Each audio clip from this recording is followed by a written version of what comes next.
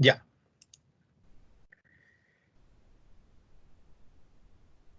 Ok, ni un problema, Freddy, dele nomás. Ya.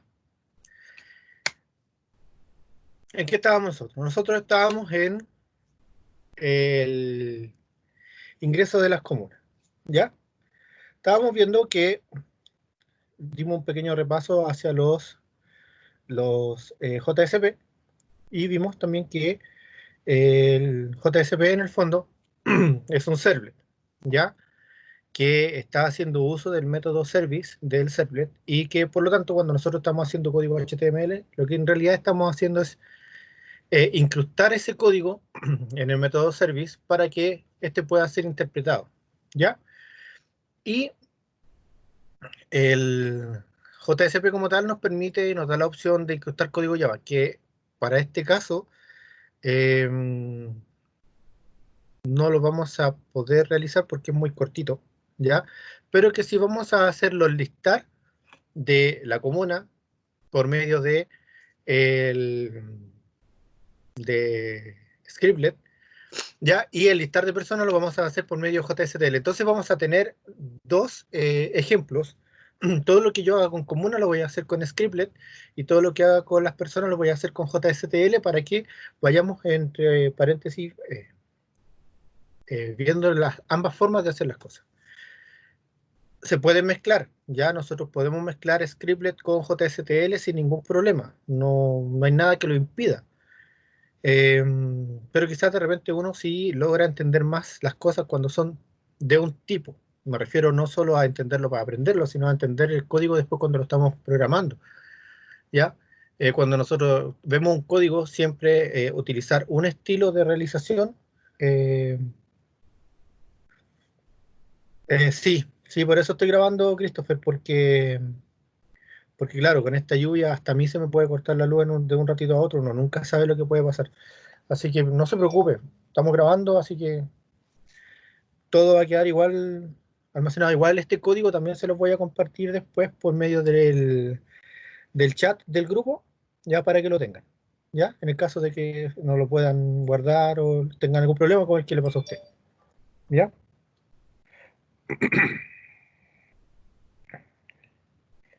Ya, entonces,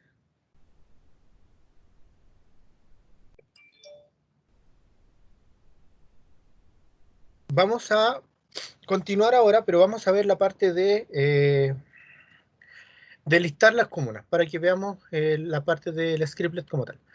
Bueno, evidentemente, para que nosotros podamos hacer este tipo de cosas, se requiere tener un repositorio, ¿ya? Y el repositorio puede ser puede ser una base de datos o puede ser un elemento como un array list, un arreglo, etcétera. Nosotros vamos a pensar inmediatamente en una base de datos, ¿ya? Porque así aprovechamos de explicar todo inmediatamente. Entonces, haciendo uso del WAMP, que nosotros deberíamos tener ya listo, voy a cargar el WAMP, vamos a realizar una pequeña base de datos, ¿ya? La cual vamos a utilizar para poder realizar las interacciones, ¿ya? Ahora, la base de datos, como tal, JPA, eh, es un elemento que no requiere,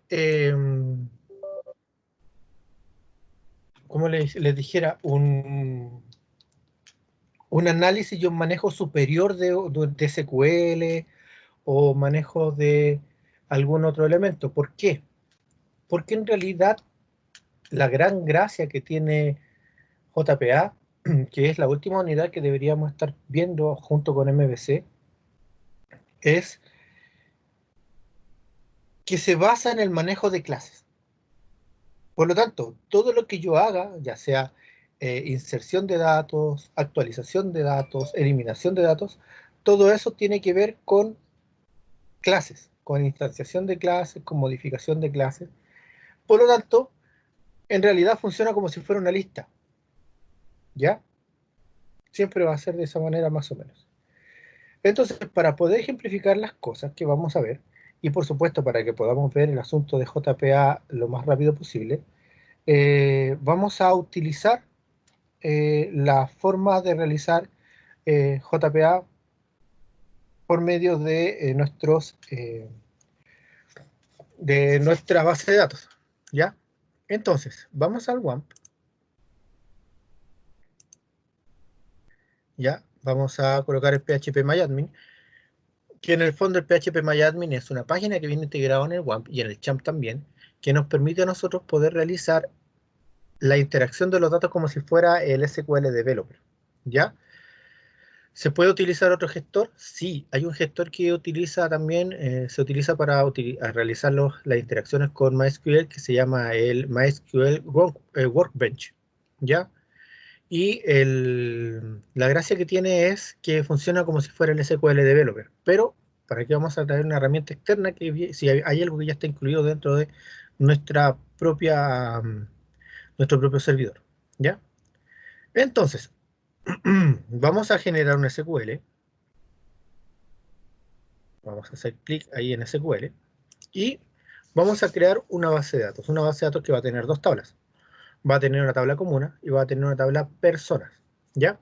Y evidentemente la persona que nosotros vamos a ingresar después va a hacer de acuerdo a los datos que nosotros vamos a colocar aquí, ¿ya? Entonces vamos a colocar aquí un create database base nivelación, vamos a llamarlo así. No, no vamos a colocarle base, vamos a colocarle base de datos.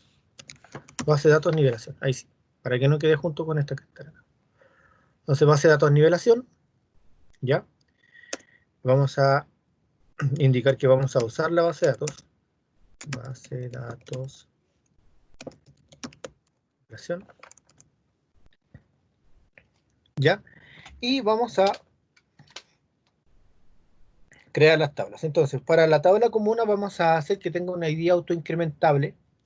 Y para las personas vamos a indicar que la ID va a ser el root, ¿ya? Eso nos va a permitir ejemplificar las dos cosas.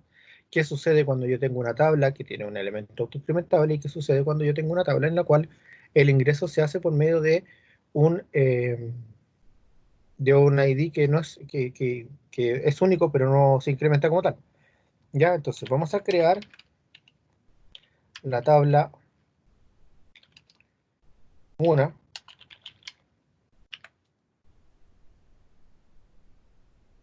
¿ya? A la cual le vamos a colocar un ID que va a ser un integer o un number, como ustedes lo quieran colocar, primary key, auto increment,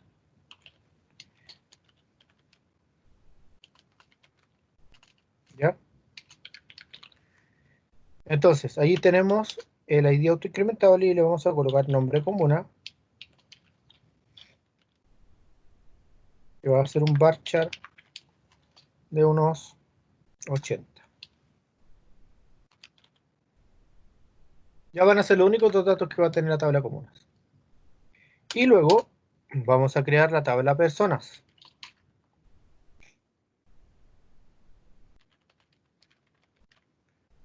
¿Ya? Y la tabla personas va a tener un root, que va a ser un varchar de unos 15, primary key,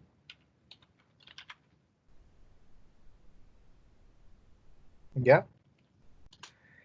Va a tener un nombre, primer nombre, no,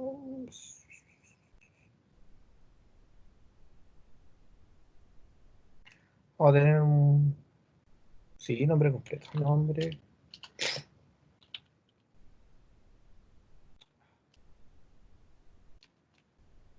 completo, que va a ser un varchar de unos 100. No dirá por qué tanto, bueno, hay nombres bastante largos en realidad. ¿Ya? Vamos a colocar una dirección,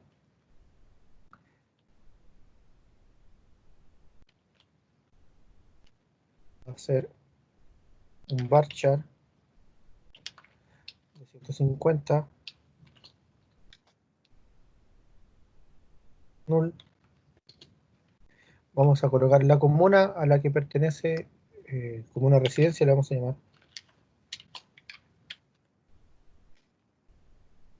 ¿Ya? Que va a ser un entero, de acuerdo a la primary key que nosotros tenemos arriba. El null, por supuesto. Y vamos a establecer también un correo electrónico.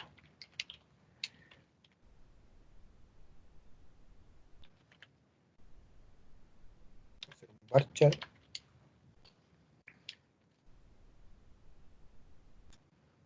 100 not null. Y por supuesto vamos a establecer la constraint que una la comuna con las personas. Entonces, colocamos constraint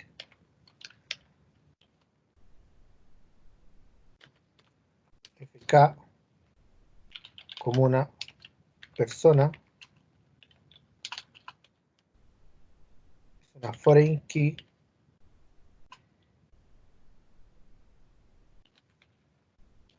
que está en, le puse correo, sí, correo, que se encuentra en como una residencia,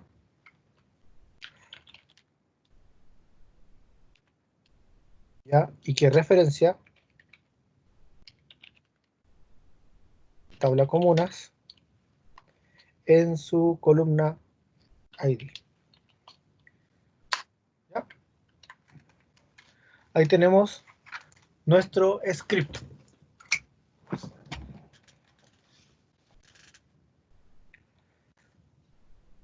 Entonces lo voy a copiar.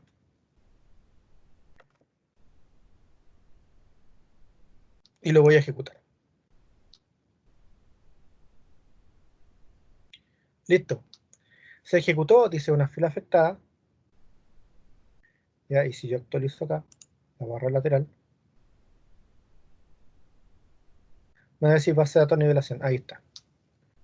¿Ya? De todas maneras les voy a mandar el script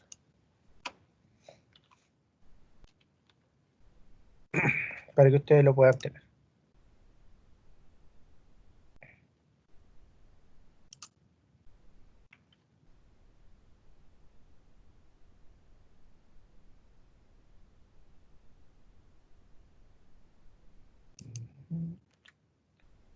Ahí está. El lenguaje SQL. Listo.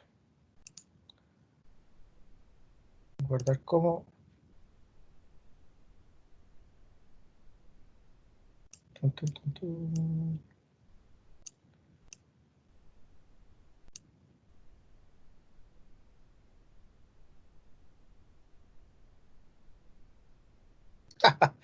Mi computador. Parece que todavía no vuelve del almuerzo mi computador. Ya. Vamos. Escritorio. Y aquí lo voy a guardar. Script.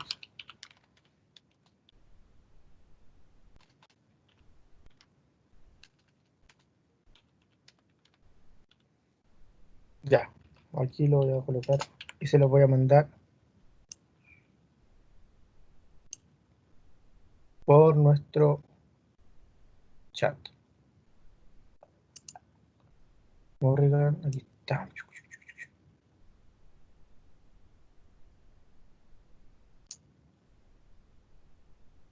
Ahí está el script, muchachos, para que ustedes lo puedan utilizar.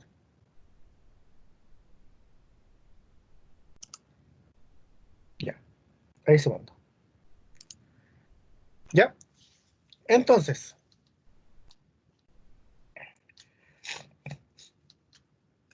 nosotros tenemos dos alternativas para realizar JPA. Hoy vamos a usar la automática. El próximo sábado vamos a utilizar la manual, ¿ya? Que es realizar parte por parte, elemento por elemento, el asunto de la base de datos, ¿ya? Para que sepan cómo se hace. Pero tienen que saber que también existe la opción automática, ¿ya?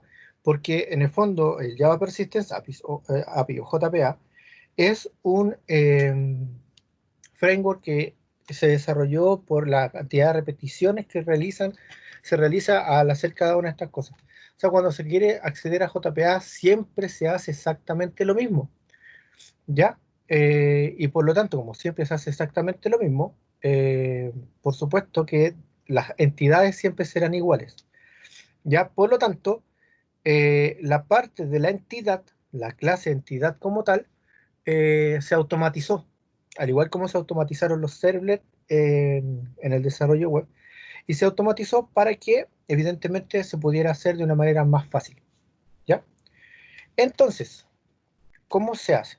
Vamos a separarlo en carpetas también, así como los servlets, este también lo vamos a separar por entidades, y vamos a generar un Java Package, ya que vamos a llamar entidades. Y una entidad es un objeto que representa los registros de una base de datos. En este caso, nosotros tenemos dos tablas. Tenemos la tabla comunas y tenemos la tabla personas. Por lo tanto, van a existir dos entidades. ¿Cuáles son? La entidad comunas y la entidad personas. ¿Qué va a representar cada una de ellas? Cada uno de los punteros de memoria que se desarrollen a partir de estas entidades, o sea, cada uno de los new que se vayan a hacer con estas comunas, va a representar, o las personas, va a representar un dato en la base de datos. Si es que no existe, al crear un new y luego agregarlo con los métodos de persistencia de la base de datos, se va a realizar un ingreso en la base de datos. Si es que existe, a partir de lo que hay en la base de datos, se va a extraer esa información y se van a generar punteros de memoria automáticamente en nuestra memoria, valga la redundancia, para representar esos registros como si fueran objetos. ¿Cuál es el objeto de esto? ¿Cuál es el objetivo? ¿Por qué se hace? Por una razón súper simple. Es más fácil buscar objetos que buscar en base de datos cuando estamos hablando de programación. ¿Ya? O sea, no quiere decir que un select no sea simple, todo lo contrario, un select puede ser una de las cosas más simples que hay. Pero cuando nosotros estamos hablando de objetos, generar objetos, adicionalmente a eso, hacer un select, obtener de ese select los elementos y poder asignarlos a los objetos para después ser utilizados es un proceso bastante largo, que puede ser simplificado. Y eso fue simplificado cuando se desarrollaron los ORM. ¿Qué son los ORM? Los ORM son Object Relational Model. O sea, en su momento se habló de que era la cuarta generación de base de datos, pero después se modificó un poquito. ¿Cuál era el objeto? La función que tenía eso era que existía un repositorio en el cual se encontraban todos los elementos de la base de datos, pero que no fuera el repositorio el lugar donde nosotros hacíamos las consultas, sino que fuera el mismo servidor en donde se encontraba la aplicación. ¿Para qué? Para reducir la mayor cantidad posible el tiempo en el cual se realiza una operación, porque en vez de estar buscando por medio de la base de datos, esperando la latencia que después nos devuelva los objetos para poder acceder a una información, esa información estaba disponible todo el tiempo en el servidor. ¿Ya? Entonces, la gran gracia de eso era evitar lo mismo. ¿Por qué? Porque, piensen, si nosotros tenemos un servidor de base de datos que bajo la regla, nosotros nunca, nunca, nunca en un entorno profesional deberíamos tener una base de datos en el mismo computador que el servidor de aplicaciones, eso no debería ser nunca, porque si se muere el servidor, se murió la base de datos y se murió la aplicación, ¿ya? Entonces, no debería ser así. Por lo tanto, el servidor de la aplicación y el servidor de base de datos deberían ser por lo menos dos computadores diferentes, aunque se encuentren en la misma parte, pero deberían, por norma, de ser dos computadores diferentes. Ahora con el tiempo eso ha ido cambiando. ¿Por qué? Porque ahora se permite virtualizar, cosa que antes no se permitía, por supuesto, y dentro de la virtualización se pueden hacer varias cosas. Y se puede generar clones de esa virtualización en otros computadores, por lo tanto, eso nos permite y nos facilita un tanto el proceso, pero sigue siendo válido el asunto de que si se muere el servidor, se muere mi aplicación y se muere mi base de datos. Entonces deberíamos tenerlo siempre a una distancia adecuada. Se supone que la distancia mínima que debería existir entre los servidores es de 40 kilómetros. ¿Por qué? Porque si llega a haber un desastre natural, ese desastre evidentemente es menos probable que afecte a dos servidores que se encuentran a 40 kilómetros de distancia, ¿ya? Porque el entorno geográfico de ese lugar cambia a 40 kilómetros de distancia, a menos que sea un terremoto como los que nosotros estamos acostumbrados a vivir, evidentemente, que podrían pasar 400, 500 kilómetros y seguiría igual el mismo desastre. Pero es más probable que la información no sufra daño. ¿Ya? Entonces, por normas, hay un montón de normas que determinan cómo hacer los servidores. Pero la gran gracia es que si nosotros tenemos dos servidores separados, como debería ser la norma, estamos afectos a algo que se llama el ping, ¿ya? Y es la velocidad o la latencia que existe entre la solicitud de un servidor y la respuesta del otro, porque viene a utilizar el mismo criterio que una página. Un servidor le hace una solicitud a otro, este recibe la solicitud, la procesa, la resuelve y la envía de vuelta, y el otro servidor recibe la respuesta, la procesa y la realiza. Entonces, en realidad eso es un proceso lento. Y como es un proceso lento, hace que la sensación que tenga el usuario es de eh, una página poco práctica, poco útil, una página lenta, etcétera. Los usuarios siempre empiezan a colocar adjetivos para las páginas que a su criterio son lentas, pero tiene que ver con un elemento físico más que con otra cosa. Entonces, ¿qué es lo que por eso se desarrolló el ORM? Y esto fue antes de que existieran los servidores virtualizados y que existiera el cloud y todo el asunto. ¿Ya? Entonces, el ORM lo que buscaba y lo que todavía sigue buscando y lo que todavía, para lo que todavía funciona, es evitar el lag, evitar el ping en el fondo de este servidor. ¿Ya? ¿Por qué? Porque al tener la información el servidor completamente, por medio de objetos, simple y sencillamente tiene que buscar las instancias de objetos que cumplan con ciertos criterios. ¿Ya? Y esas instancias de objetos, por supuesto, van a ser de acuerdo a los registros que se tengan en la base de datos. Por lo tanto, cuando cambia y cuando se renuevan o se refrescan los elementos de la base de datos, cuando hay una inserción, una eliminación o una actualización, que por lo general en un entorno de producción se producen menos que las vistas. Por lo general siempre se están haciendo vistas, vistas, vistas, vistas, vistas, pero actualización de elementos, eliminación de elementos prácticamente no se hace. O por lo menos no se hacen tan frecuentemente como una selección. Entonces, la gracia que tiene es esa, que para la selección los elementos sean lo más ágiles de desplegar posible. ¿Ya? Entonces, ¿cómo vamos a hacer el asunto de las entidades? Las entidades, vamos a colocar aquí clic derecho, nuevo, vamos a ir a otro, y aquí hay una carpeta de elementos y hay una carpeta que se llama persistence, que está aquí, o persistencia en español. Todo va a depender si en NetBeans que están utilizándose en inglés o en español. Y vamos a colocar aquí clases entidad a partir de base de datos. ¿Ya? Vamos a ver qué es y qué contiene una clase entidad en su totalidad, pero vamos a desarrollarlo de manera automática en este caso. Le daremos siguiente. Vamos a la fuente de datos y la fuente de datos la vamos a obtener a partir de una nueva fuente de datos, un nuevo data source. Y aquí hay dos cosas importantes. Primero, tenemos que colocar un sobrenombre a el JNDI. ¿Qué es el JNDI? JNDI es el Java Naming Directory Interface, y lo que hace eso es establecer, al igual que un diccionario, un nombre al cual por el cual se accede a cierta información. En este caso, JNDI, vamos a colocarle JNDI, nivelación,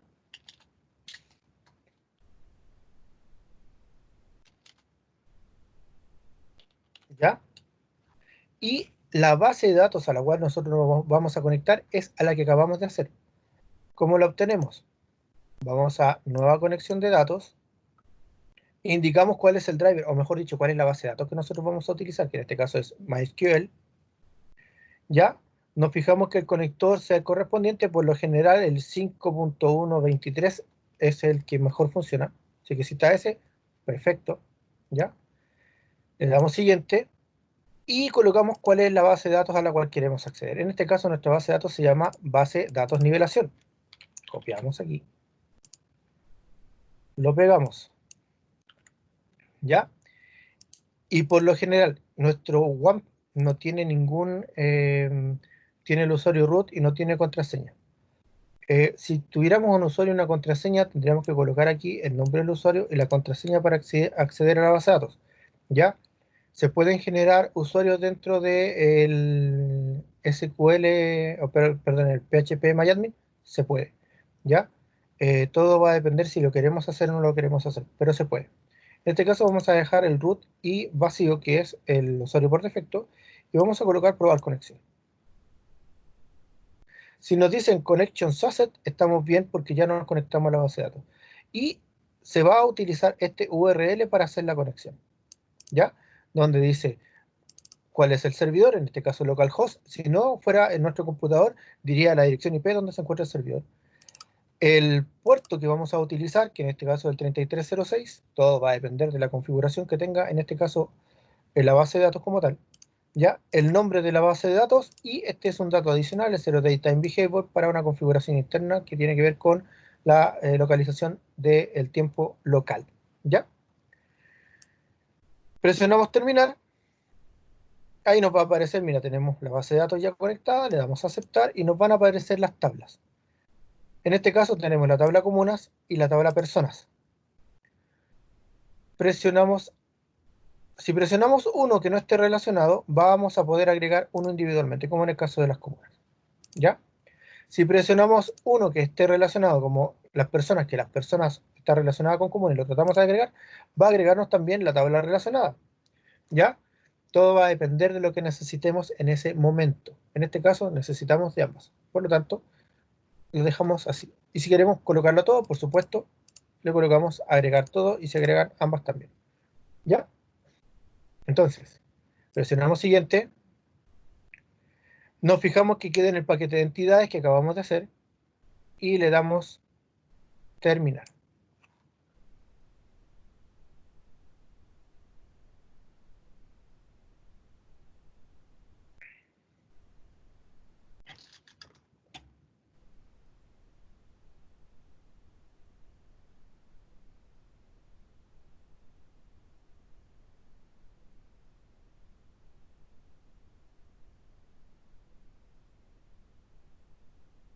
Ya. Entonces, ¿qué se formaron en nuestro paquete de entidades? En nuestro paquete de entidades se formaron dos clases, la clase comunas y la clase personas. Fíjense que tienen exactamente el mismo nombre que tienen eh, las tablas. La única diferencia es que estos vienen con la P mayúscula que representa al objeto. ¿Ya? Entonces vamos a ver el asunto de las comunas y normalmente vamos a requerir prácticamente todos estos elementos para poder realizar una entidad. Por eso es que lo estoy haciendo automático, porque si no, nos demoraríamos mucho. Imagínense, delante del server con esas 5 pequeñas cosas nos demoramos un montón y tenemos solo 10 horas de nivelación, así que tenemos que aprovecharla al máximo. ¿Ya? Em, pero a grandes rasgos tenemos el IO serializable que nos permite serializar, collection que nos permite establecer la relación. Recuerden que las tablas tienen una relación de unos a muchos y muchos a uno. En este caso, una comuna puede tener muchas personas, por lo tanto, la relación de comunas a personas es de uno a muchos, y una persona puede pertenecer a una comuna, o muchas personas pueden pertenecer a una comuna. Por lo tanto, la relación entre personas y comunas es de muchos a uno. En este caso, las relaciones se ven por medio de un objeto o una colección de objetos. En el caso del uno a muchos, como es la comuna hacia las personas, esa relación se ve con una colección de objetos, donde en esa comuna, en este objeto comuna, va a existir una lista o una colección, mejor dicho, de todas las personas que están asociadas a esa comuna. O sea, si hay 25.000 personas que están asociadas a esta comuna en mis registros de la base de datos, significa que yo voy a tener 25.000 punteros en la colección que estén en la comuna. Por lo tanto, esto me facilita muchas cosas, como por ejemplo, no tengo que hacer inner joins. ¿Por qué? Porque el desplegar a todas las personas que pertenezcan a una comuna en específico será simple y sencillamente traer la instancia de esa comuna y desplegar la colección que tengo dentro de la comuna. Y ahí van a estar todas las personas que pertenecen a esa comuna. ¿Ya? Entonces el java.util.collection lo que hace es eso, establecer esta relación, en este caso de como una persona, donde es un uno a muchos, y por lo tanto la tabla perdón, el objeto comuna va a tener una colección dentro que va a tener a todas las personas que estén relacionadas hacia su instancia de comuna. ¿Ya? Persistence Basic va a permitirme indicar si un elemento es o no nulo, ¿ya? Basic para decir si es optional false o optional true, ya que esto está reemplazado en el futuro, en su momento, por un @notNull, ¿ya? Cascade type para ver el tipo de relación que tiene en cascada, columna para determinar el nombre de la columna que está siendo representada por un atributo, entity para determinar que este objeto es una entidad, generated value para determinar cómo se va a generar el valor de la llave primaria, en el caso que lo requiera, generated type para determinar si es autoincrementable, identificatoria, etc. Nos vamos a dar cuenta que va a depender del objeto que existan estos dos elementos. Va a depender de si es que el objeto es una llave primaria autoincrementable o es una llave primaria que se tiene que ingresar a mano. ¿Ya? Pero eso lo vamos a ver cuando veamos el asunto de la persona. Vamos, el ID representa cuál es la etiqueta que indica que el próximo atributo es una llave identificatoria. Named queries es un conjunto de named query y un named query es un select, que es como el que estamos viendo aquí, que se hace a los objetos para poder obtener un resultado. ¿Ya?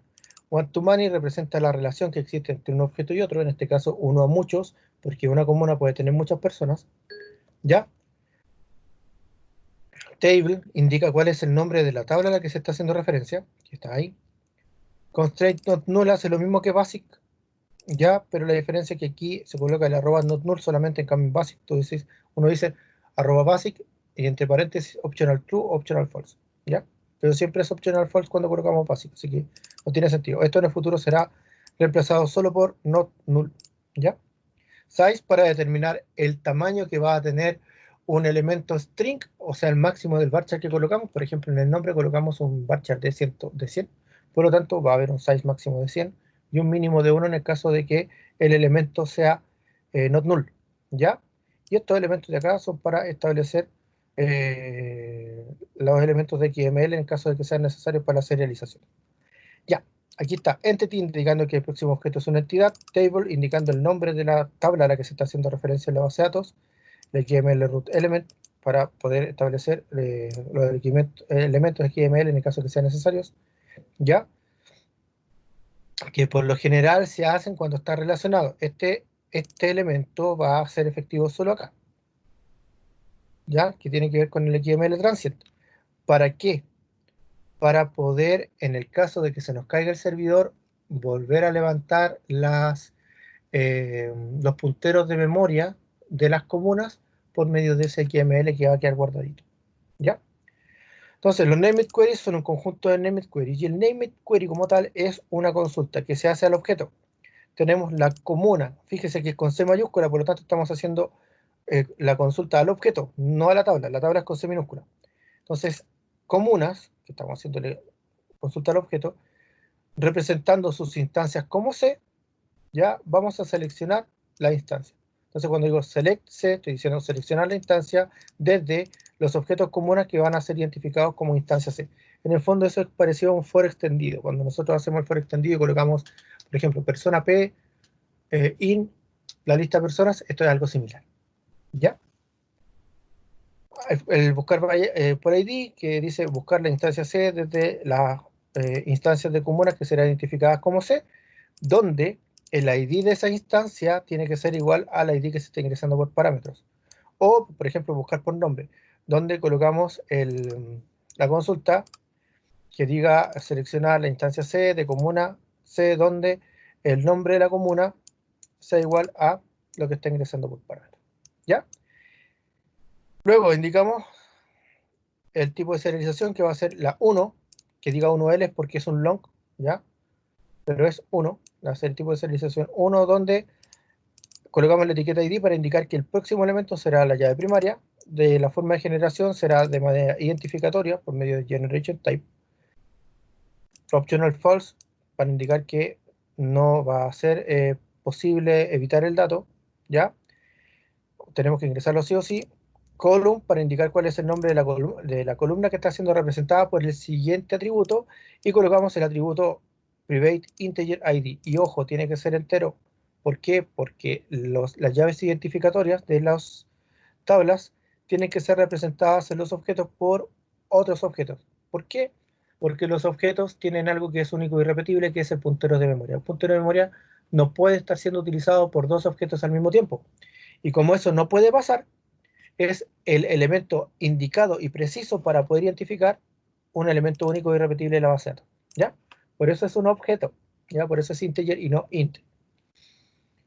Basic optional false nuevamente para indicar que el próximo elemento es, no puede ser evitado, tiene que ser escrito al arroba not null, dice exactamente lo mismo, ya es exactamente para la misma función.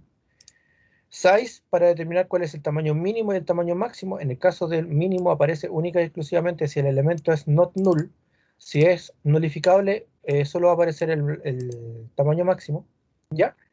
Y por supuesto el tamaño máximo que es de 80. ¿Cuál es el elemento correspondiente? Bueno, estamos representando a la columna nombre comuna de la tabla comunas, ¿ya? Y va a ser representado por el string nombre comuna, ¿ya?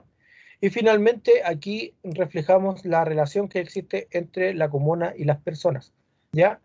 Donde por supuesto una comuna puede tener muchas personas, por eso es one to many. La forma que va a ser representada va a ser en una relación en cascada, por eso es cascade type all, ¿ya? Y va a estar mapeando, fíjense, como una residencia. ¿Qué es como una residencia? Aquí no está. Y no es el nombre de la columna. ¿Qué es? Si yo voy al objeto persona, me voy a dar cuenta que la columna como una residencia está siendo referenciada con una instancia de comuna llamada como una residencia. Por lo tanto, lo que yo estoy diciendo aquí es que yo esta relación lo voy a mapear por medio de el atributo como una residencia que existe en el objeto persona. ¿Ya? ¿Y cómo yo voy a saber eso? Por supuesto, porque tengo una colección de personas que me establecen esa relación. ¿Ya? Entonces, de todas las instancias que yo tengo aquí en Persona Collection, en la columna como una residencia es donde yo estoy haciendo el mapeo para determinar la relación que existe entre la comuna y todas las personas que pertenezcan a esa comuna. ¿Se entiende esa idea, muchachos?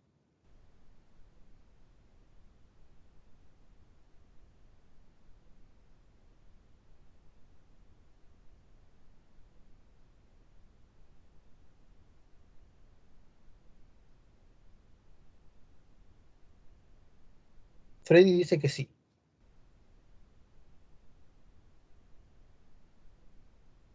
Francisco también lo entiende. Perfecto.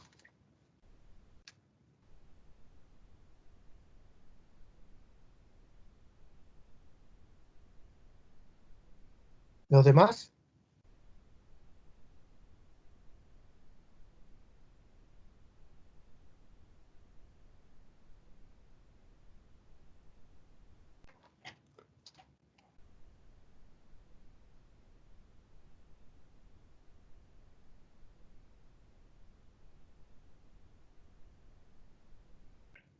Ya, perfecto. Yo no mucho el One Money. Ya. Sí, por eso me detengo en esta parte, como para que podamos ver cuál es la duda. ¿Qué es lo primero? ¿Qué es lo que entiendes del One to Many? De lo que acabo de explicar, ¿qué es lo que lograste entender?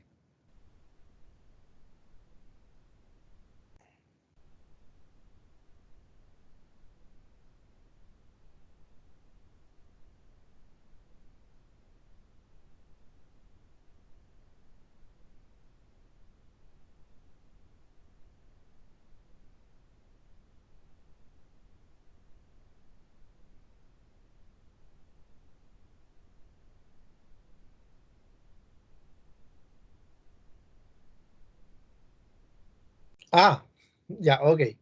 Le voy a explicar de nuevo entonces. No, tranquilo. Ya, mira. Cuando nosotros estamos estableciendo el One to Many, es porque estamos estableciendo la relación que va a existir entre un objeto y otro. Recuerda que los objetos, al igual que las tablas, pueden tener relaciones entre sí, ¿ya? Las tablas se ve por medio de la cardinalidad. Uno a uno, uno a muchos, cero a muchos, muchos, muchos, 0 a 0, ¿ya?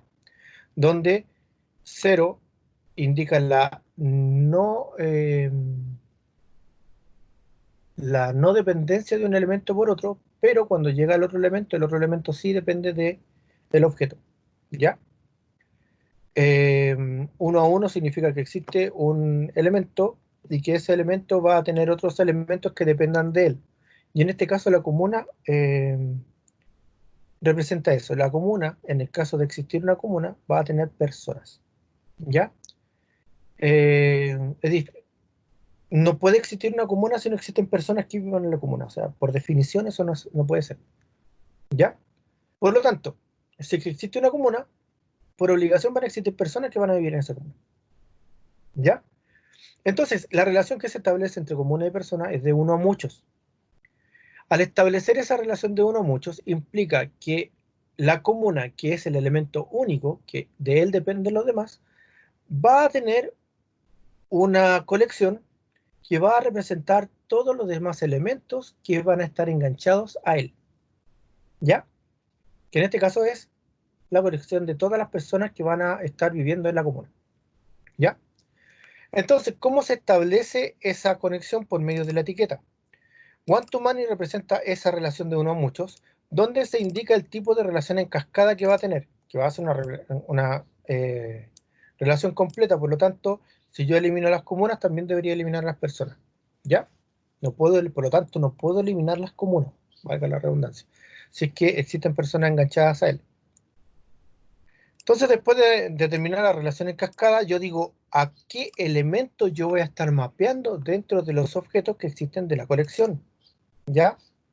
Y fíjate en el nombre, es súper importante que le den importancia al nombre, porque por eso coloqué nombres con guión bajo y elementos de la tabla para que se logre distinguir bien.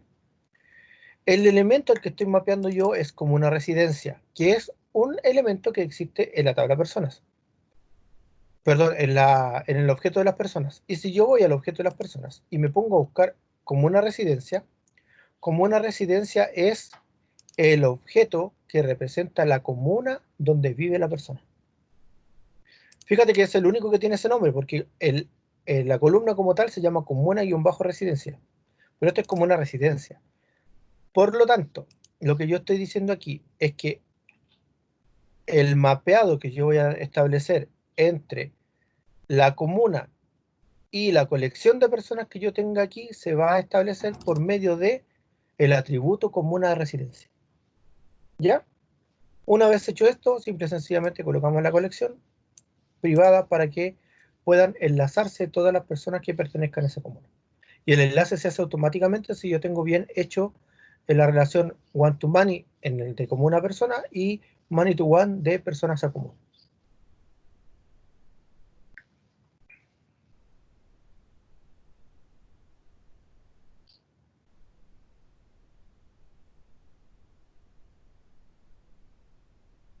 ¿Se entiende ahora?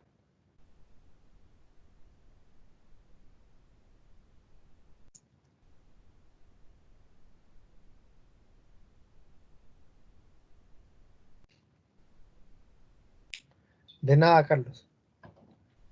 ¿Alguien más que todavía no entienda esta parte?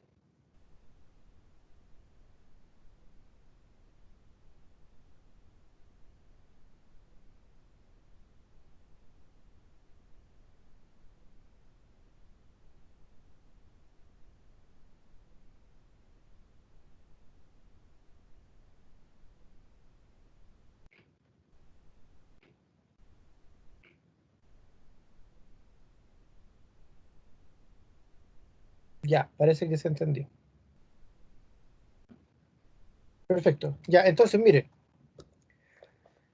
todo lo demás que viene en el objeto, Jonathan dice, profe, al final es como llamar una variable de la tabla para hacer la relación. Sí, pero la diferencia es que no estamos llamando a la variable de la tabla, estamos llamando al atributo que represente esa variable en el otro objeto.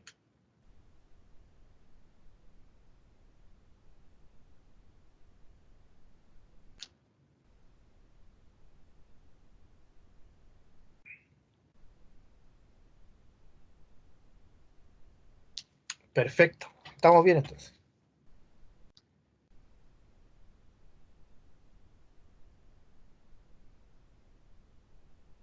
Ya, entonces, lo demás que viene los constructores, los accesadores, los mutadores, el equal es todo por defecto. ¿Por qué? Porque de hecho yo puedo eliminar todos estos elementos. Los constructores, los get y los set los debería colocar. Pero todo lo que viene para acá, el hashcode, el equals, el toString, lo puedo eliminar porque vienen desde objetos, ¿ya? Eh, los puedo sacar y no voy a tener, no va a haber ningún problema, ¿ya? Entonces, para las clases entidad, dice Francisco, profe, mi internet está demasiado... yo también ocupo PTR, así que te comprendo perfectamente. Ya, para la clase entidad, lo único que nosotros necesitamos es esto, ¿ya? Nada más. Es lo único que nosotros necesitamos realmente. Y para el get, porque fíjense que son los constructores, los get y los set. Y para el get de personas, debemos colocar el XML transient por un efecto de qué sucede si es que el servidor se cae. Si el servidor se cae, evidentemente lo que va a tratar de hacer nuestro servidor es tratar de recuperar el estado en el que se encontraban los objetos antes de esa caída, ¿ya? Por eso es que se utiliza la serialización. Serializable, si bien no tiene nada, es la que nos permite tener un comportamiento de serializable. Y por lo tanto, cuando el servidor haga su restauración, va a preguntar por todos los elementos que pudieran ser serializables y va a buscar el archivo que tenía el último estado que se logró guardar. Y al obtener ese último estado, evidentemente van a ser XML, por eso es que están los XML allá arriba, ¿ya? Por eso es que están esas dos anotaciones ahí. Y, por supuesto, se va a tratar de obtener a todas las personas que pertenecían a la colección que se encontraba en la comuna antes de que se muriera. Y el XML transient es para eso. En el fondo, para transformar ese elemento, en el caso que se llegara a caer el servidor, en una colección de personas, ¿ya? Pero es la única diferencia, los demás son puros get y set normales, no hay ninguna diferencia, solo por el asunto de colección de personas, porque está relacionado. Es solo ese el atributo que tiene un get distinto, porque tiene una etiqueta arriba que es el @xml transit, ¿ya? Nada más. El resto es un get y un set común y corriente, tal cual se ha visto desde el principio de los tiempos de la programación orientada a objetos, ¿ya? Entonces, vamos a personas, porque personas tiene prácticamente lo mismo, pero con una gran diferencia. Vamos a eliminar este elemento de acá, el hashcode, todo lo que no necesitamos porque se hizo automáticamente. ¿Ya? Después vamos a tener que escribir el toString, pero eso va a ser después, porque hay que entender por qué el toString se tiene que realizar de cierta manera y por qué no. Ya, por eso lo vamos a eliminar. Ya, pero fíjense que aquí los get y los set son todos normales, son comunes y corrientes, no hay ninguna diferencia, no hay ninguna etiqueta arriba, nada. ¿Ya? Ahora, ¿cuál es la diferencia? Si ustedes pueden notar aquí en los elementos que están siendo llamados en el import, no están el generated value y el generator type. ¿Por qué? Porque no se necesita generar una llave primaria automática. Ya no se requiere. Y como no se requiere, por el hecho de que está siendo ingresado directamente por medio de un texto, ¿ya? Y el texto no es autoincrementable, esos elementos se obvian, no se colocan, ¿ya? Y el otro elemento que es distinto es que en vez de tener un collection, aquí no tenemos ningún collection, ¿ya? Lo que sí tenemos es eh, abajito, en vez de tener una colección de elementos, tenemos solo una comuna, por la relación uno a muchos, ¿ya? Esto es bastante más simple porque la etiqueta dice, es una relación muchos a uno, y la opcionalidad de que este objeto sea obviado en comparación al de la comuna es falso. Por lo tanto, tengo que ingresar sí o sí una instancia de comuna para poder realizar el ingreso de la persona. ¿Ya? Pero las demás etiquetas son las mismas. Entonces vamos a ver. Tenemos el serial version, también, al igual que el anterior, el @id que determina la llave primaria, indicar si es opcional y not null. Viene a ser exactamente la misma labor, ambas etiquetas. ¿Ya? El tamaño mínimo, que es 1, y máximo, que es 15, representa ¿cómo se llama? A la columna root de mi tabla de personas que está aquí arriba, especificada. ¿Ya? Y es el private string root. Y muchachos, recuerden, no se confundan. El string es un objeto desde el principio de los tiempos. ¿Ya? Así que por eso lo podemos colocar así sin ningún problema. A diferencia del integer, que nosotros en vez de colocar int, tuvimos que colocar integer. Pero el string es en Java un objeto desde el principio. Siempre lo ha sido. ¿Ya? Por lo tanto, no hay ningún problema en que se coloque private string de esa forma. ¿Ya? Y luego los datos vienen a ser exactamente lo mismo que estaban comunes. ¿Ya? Basic, optional false, not null, size, el mínimo y el máximo, en la columna que está siendo representada por el siguiente atributo y el atributo que representa esas restricciones. Ya, lo mismo con la dirección, ya, lo mismo con correo electrónico. Pero la diferencia es que el correo electrónico, de hecho, es igual, no tiene ninguna diferencia. Son 3 bases de datos básicos, que en el fondo después en el futuro van a ser 2. ¿Por qué les digo en el futuro? Porque si utilizan Glassfish 5, el Glassfish 5 va a estar utilizando Java 8, Java Enterprise Edition 8. Y en el Java Enterprise Edition 8, este elemento no se usa. Solo se usa el @not null.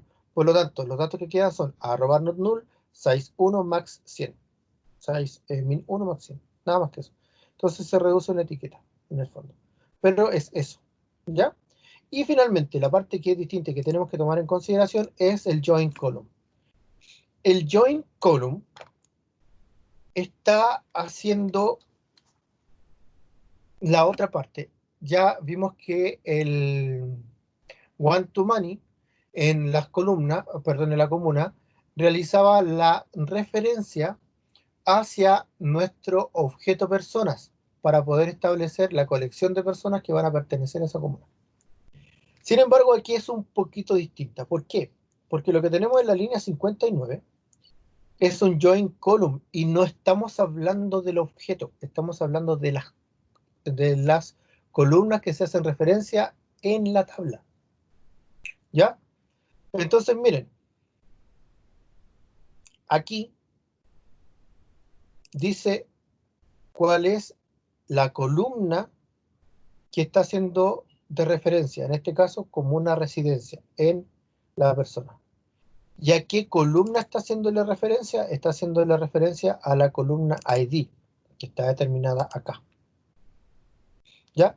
Entonces, en este caso, esto es un poco distinto, porque no es a el atributo como una residencia que le estamos haciendo nuestra referenciación, le estamos haciendo directamente a la columna de la tabla de personas, a la columna como una residencia, ¿ya? En el fondo es lo mismo que decir el @column, porque estamos diciendo cuál es la columna que nosotros estamos diciendo, pero estamos indicando que esta columna es una columna de unión, ¿ya? O sea, que además de ser columna, es una columna de unión. Entonces, la columna, el siguiente atributo va a representar a la columna como una residencia. Va a ser una columna de unión y va a estar referenciando al atributo ID que existe en personas, ¿ya?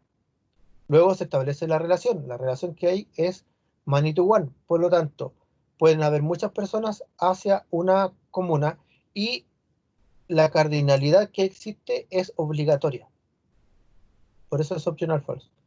¿Cómo se representa? Con un objeto comunas que se llame comuna residencia, ¿ya? Entonces, esto es un poquito el más complicado de entender en el fondo, porque aquí estamos mezclando peras con manzanas en el fondo. Estamos mezclando el nombre de la columna, o sea, el @column, que está arriba, agregándole el join, indicando que es una unión de esa columna con algún otro elemento, porque es una columna que hace referencia en la tabla, ya en la base de datos, y que la referencia se está haciendo al ID que existe descrito en el objeto comunas.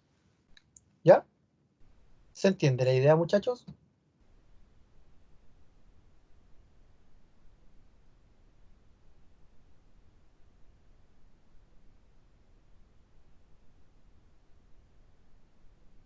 Quedó clarísimo, dice Freddy.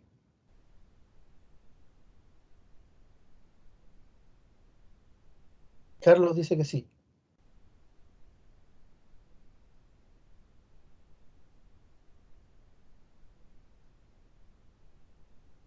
Ahora entiendo mucho más la etiqueta de verdad, dice. Y bueno. Francisco dice, sí, profe, se entiende. Perfecto.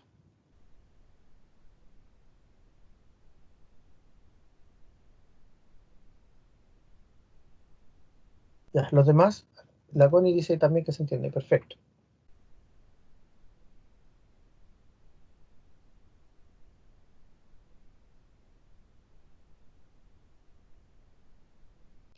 Ya, bien. Sigamos avanzando entonces. Ahora, el detalle con estos objetos es que nosotros tenemos que preocuparnos de que existan todos los datos. En el caso de este objeto de persona, que como el root se ingresa manualmente, no hay ningún problema, lo podemos colocar en el constructor, ya como está en este caso, y utilizar este constructor con parámetros para poder indicar los valores que va a tener en el futuro eh, el objeto cuando sea ingresado como dato hacia a las tablas, ¿ya? Recuerden, todos estos atributos representan los datos que van a ser o obtenidos de una tabla o que van a ser ingresados en una tabla, ¿ya? Por lo tanto, nosotros tenemos que tener esos valores siempre.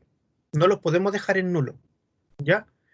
Entonces, en este caso de las personas, como no es un autoincrementable el root, que es la llave primaria, nosotros lo podemos colocar directamente ahí en nuestro constructor, ingresarlo como cualquier otro valor y, por supuesto, realizar su instanciación. Ahora, ¿cuál es la particularidad de esto? Como esto, todo lo que sigue, es un objeto común y corriente, nosotros podemos establecer reglas de negocio en los sets. Por lo tanto, podemos decir que el root, por ejemplo, tiene que tener un mínimo de elementos para ser ingresado, o si no, lanza una excepción. O que el nombre debería tener una cantidad mínima de elementos o lanzar una excepción. O sea, todo lo que ustedes aprendieron en programación orientada a objetos sobre el poder colocarle restricciones es también aplicable aquí, ¿ya? La única diferencia es que en vez de utilizar el disdirección, se utiliza el método set, ¿ya? Pero es aplicable igual, ¿ya?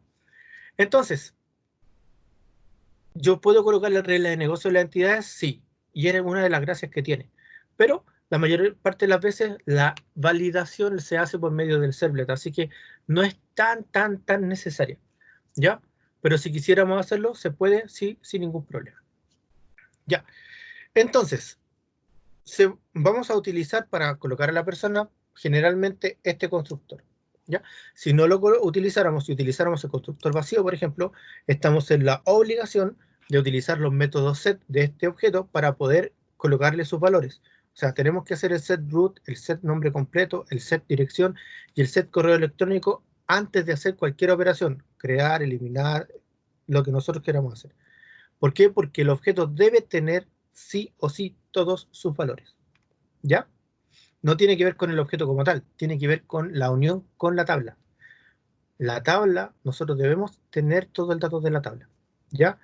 Y para una inserción, peor aún, para una inserción sí o sí tenemos que tener todos los datos, obligatoriamente, ¿ya? Por lo tanto, por lo general, para personas vamos a utilizar este constructor, ¿ya? Sin embargo, con comunas pasa algo particular. Comunas es su valor de ID autoincrementable. Por lo tanto, yo no tengo que preocuparme tanto por el ID, pero no significa que no me preocupe por el ID o que no tengo que hacerlo. Significa que yo tengo que manejarlo de una manera distinta. Como se hacen automáticamente estos constructores por medio del ID, porque no necesariamente el código no tiene conocimiento real sobre qué es lo que está haciendo, sino que hace la estructuración de acuerdo a lo que se programó en su momento para que se estructurara solo. Me hace un constructor donde yo tengo que ingresar el ID, pero el problema es que el ID es autoincrementable, por lo tanto no me sirve ingresar el ID porque después va a ser obviado igual. Y me hace un constructor donde yo tengo que ingresar el ID y adicionalmente tengo que ingresar el nombre común. Y voy a ingresar el ID, voy a ingresar el nombre común, pero este ID me lo va a obviar igual. Pero ojo, no significa que yo no deba colocar el ID es obligatorio. Independiente de que me va a obviar el valor, es obligatorio colocar el ID. Por lo tanto, yo ahí me veo en una disyuntiva. Digo, ¿puedo utilizar estos constructores? Sí, los puedo utilizar.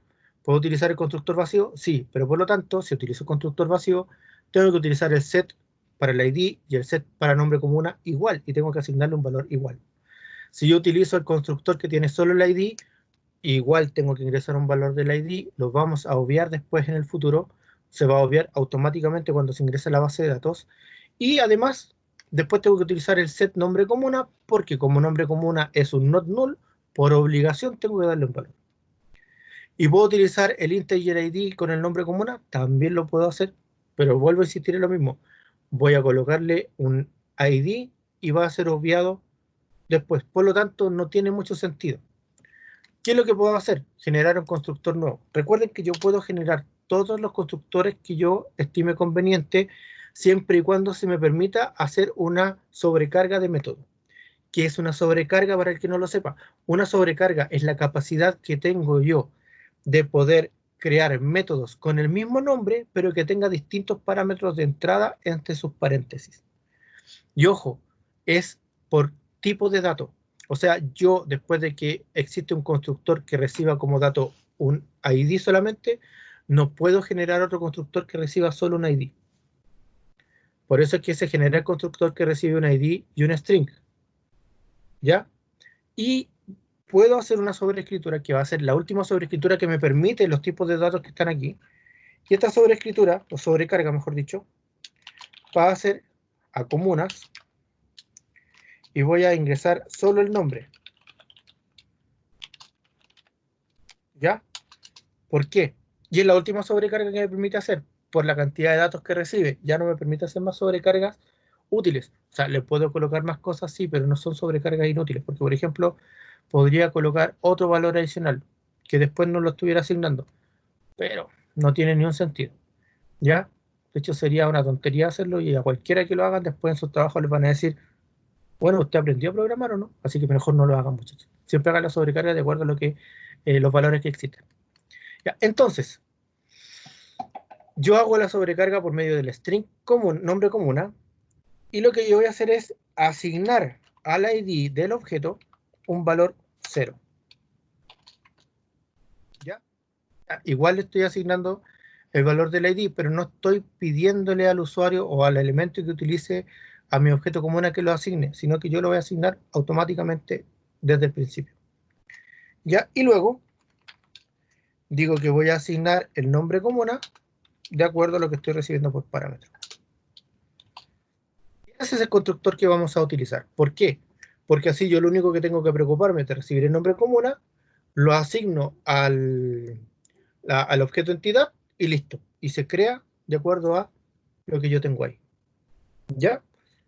Por eso, cuando yo hago una ID autoincrementable, lo ideal es hacer un constructor así. Coloco el ID con el 0, en el caso que sea número, por supuesto, evidentemente. Y luego, por parámetros, recibo todo el resto de los valores,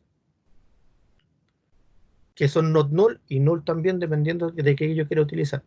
¿Ya? Si yo tengo valores que son nulos, puedo obviarlos dentro del constructor y puedo no colocarlos incluso. Pero si son not null, tendría que siempre estarlos colocando por obligación. ¿Ya? Entonces, genero un constructor que me obvie el ID por ser autoincrementable y le coloco un valor por defecto, que puede ser 0, puede ser -1, puede ser 1, el que sea, después se va a hacer sobrescrito. ¿Ya? Y luego, por supuesto, coloco todos los datos que son aparte del ID y que tengo que recibir por obligación. ¿Ya? Los asigno y así se crea el objeto. Lo puedo ingresar a la base de datos después con el create del Entity Manager. ¿Ya? Que es lo que vamos a ver a continuación ahora porque vamos a crear los Entity Managers. Vamos a crear dos. Vamos a crear uno automáticamente que va a ser por medio de las comunas y vamos a crear uno manual. ¿Ya? Para que se vea la diferencia entre uno y otro. ¿Ya? Para que se entienda completamente y a cabalidad cómo se realiza. John dice, o sea que mi ID, si fuera un string, no es necesario hacer el constructor en la base de datos, no sería autoincremental. Efectivamente, porque el constructor ya viene hecho. ¿Ya? Si te fijas aquí en persona, el ID es un string, porque el root es el ID. ¿Ya? Ahí está configurado. ¿Ya? El root es el ID. Entonces, como yo no necesito cambiar el constructor, porque de hecho debo recibir ese dato, con el constructor que viene por defecto ya es suficiente y me sirve para poder realizar la operación completa. Porque utilizo este elemento para poder crear el objeto persona y luego, simple y sencillamente, se utiliza el método create de el Entity Manager y se crea la base de datos. ¿Ya?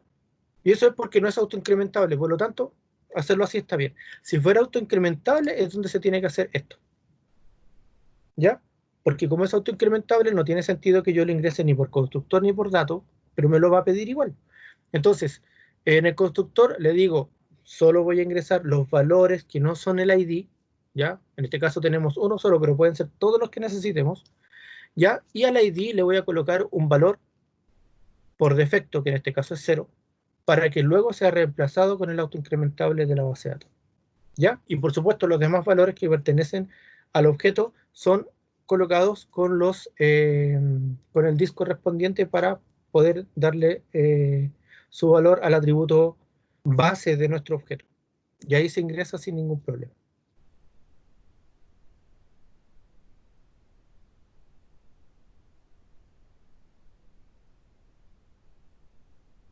¿Se entiende, John?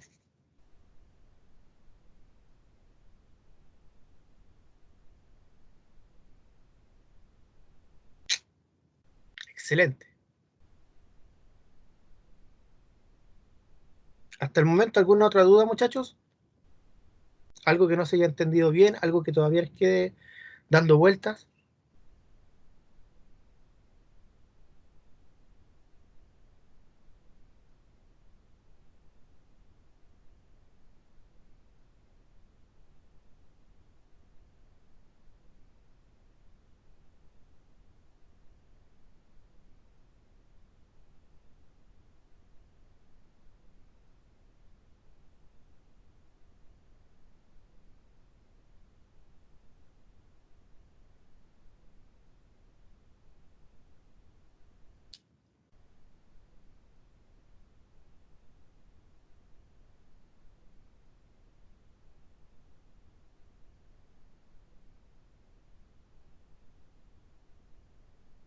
Sí, esto fue. Yo me quedé perdido en la clase por los cortes de luz.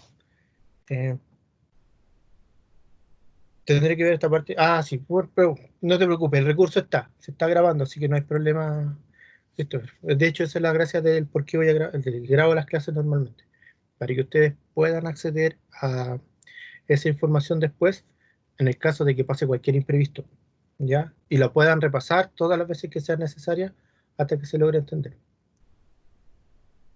Y si no le queda grabado aquí, lo voy a subir a mi canal de YouTube para que esté también ahí si es que lo necesitan ver, ¿ya? Ya, entonces, tenemos la parte de las personas, tenemos la parte de la comuna, pero que las entidades no representan la interacción en la base de datos. Las entidades solo representan el dato, ¿ya? Básicamente, representan el objeto que tiene el dato, pero no representan la transacción, ¿ya? Entonces, ahí viene el asunto de la definición del DAO y del DTO. El DAO, el Data Access Object, es el elemento que me permite a mí acceder al dato, que en este caso vendrían a ser las entidades. Y el DTO, el Data Transaction Object, es el objeto que me permite realizar la transacción, o sea, que me permite hacer el select, el insert, el delete, etc. ¿Ya? ¿Qué se vendría a hacer? En este caso, un entity, un Enterprise Java Bean. ¿Ya? Entonces, vamos a hacer los Enterprise Java Bean de dos formas. Primero, de forma automática, pero solo para la comuna, ¿ya? Donde vamos a ver cómo se hace, cuál es la gracia que tiene, por qué se genera de esa forma, y vamos a hacer uno manual, a manito, ¿ya? Eh, por medio de todos los elementos que por supuesto conjugan eso.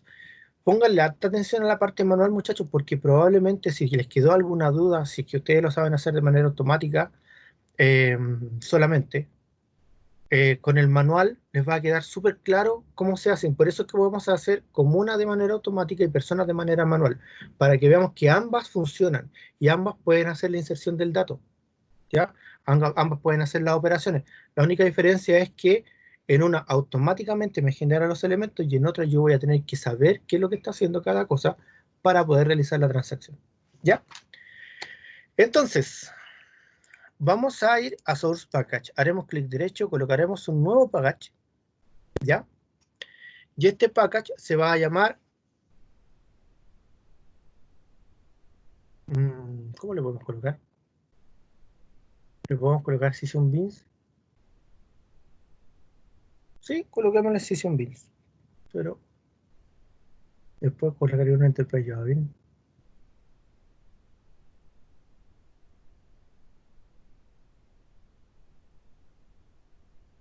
Coloquémosle Factory. Enterprise Java Bean. Sí, puede ser JB. ¿Ya? Pero después se me van a confundir los Enterprise Java Bean.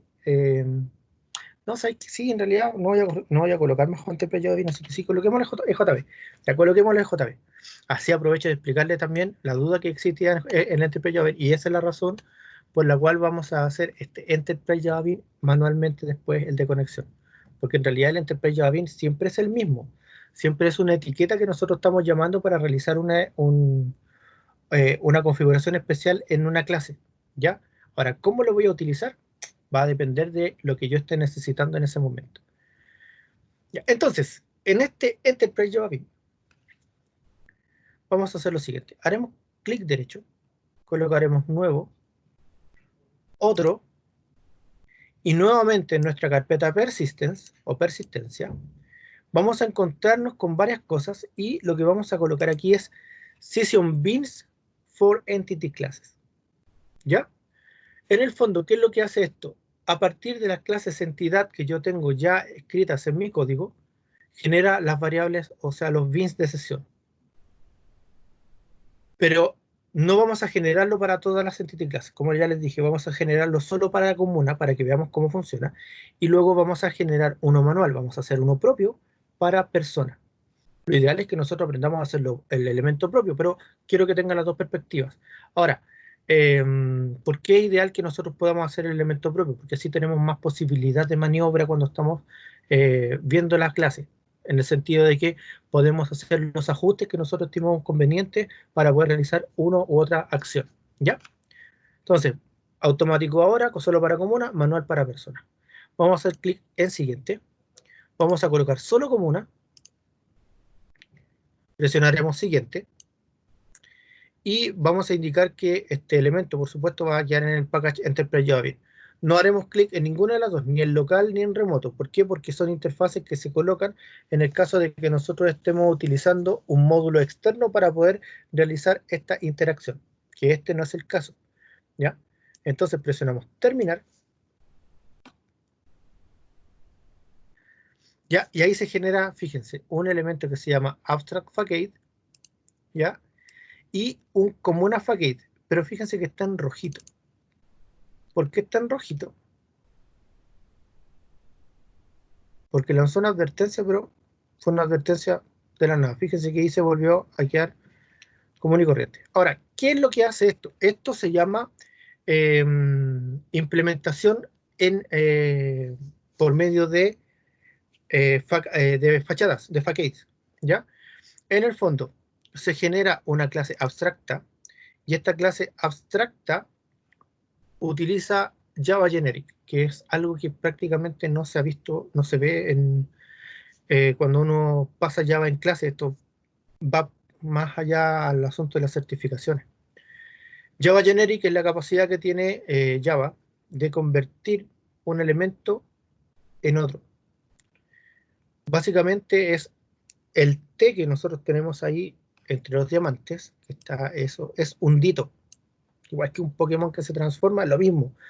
Nosotros le decimos, oye, tú tienes la misión de transformarte en el elemento que yo diga en el futuro. ¿Dónde voy a determinar esa transformación? En el hijo de esa clase, que en este caso es como una facade. Entonces, cuando llego extends abstract facade comunas, lo que le estoy diciendo al dito T es transfórmate en comunas. Y lo que hace es que todos los elementos T que están ahí marcados en amarillo cambian su nombre a comunas. ¿Ya? recuerden que cuando yo estoy haciendo herencia, todos los elementos que yo estoy tomando de aquí, los copio directamente. Eso es lo que hace nuestro compilador. Copia sus elementos y los pega en el hijo de la herencia, ¿ya? Entonces, cuando hace ese pegado, por decirlo de alguna manera, en esta clase, lo que hace es decir, ok, todos los elementos T que venían de la clase padre tienen que ser transformados en comuna para que sea legible ese código en mí, ¿ya? Y así como una facade dice, perfecto, ahora tengo todos los métodos, todo lo que se programó como público en la clase de mi padre, que es abstract facade en este caso, pero con las T transformadas en comuna. Entonces, este pasa a ser class comuna, este pasa a ser create comunas entity, edit comunas entity, remove comunas entity, y así sucesivamente. Y en realidad lo que hacen estos elementos es acceder a un archivo de configuración que nosotros tenemos desde el momento que hicimos las entidades. En el momento que hicimos las entidades, cuando nos conectamos a la base de datos, se generó este XML que se llama persistence.xml. Y el persistence.xml lo que indica es cuál es la fuente de datos a la cual nosotros tenemos que acceder. Y la fuente de datos está descrita por medio del JNDI. ¿Qué es lo que hace el JNDI y cómo funciona? Lo que realiza este elemento es el sobrenombre de una conexión a base de datos que va a ser determinada y escrita en mi servidor, ¿ya? La clase y el proyecto como tal no van a saber a dónde se está conectando. El servidor es el que va a tener esa configuración. ¿Cómo lo voy a configurar yo? Si no he tocado el servidor, en este caso es porque Glassfish genera algo que se llama Glassfish Resource, y el Glassfish Resource dice cuáles son las configuraciones. Un connection pool y un connection en JDBC Resource. Vamos a detenernos un poquito aquí y vamos a ir al servidor. Vamos a darle start al servidor y vamos a fijarnos dónde se genera eso, porque vuelvo a insistir en lo siguiente: la aplicación no sabe realmente a dónde se está conectando, no tiene idea, y esa es una de las gran gracias que tiene realizar JPA en el servidor, un servidor de aplicaciones Java, ¿ya? Básicamente, ese servidor es el que le proporciona la conexión a la base de datos a nuestra aplicación. No es la aplicación como tal la que accede, es el servidor el que le proporciona una conexión a base de datos. Y esa conexión a base de datos se genera con hilos de conexión. Y los hilos de conexión pueden ser todos los que yo tenga configurados en este momento. Entonces, miren, vamos a hacer clic derecho, vamos a ver el admin console del dominio de nuestro Glassfish y vamos a ir directamente hacia nuestro connection pool. Yo en este caso, por defecto, siempre el connection pool de Glassfish viene con un ejemplo, ¿ya? Para que se entienda cómo funciona. Entonces, vamos a esperar que me cargue mi cosito aquí. Si no, nos vamos a localhost.4848 directamente. Si no está aquí. Si no, lo cargamos directamente a manito.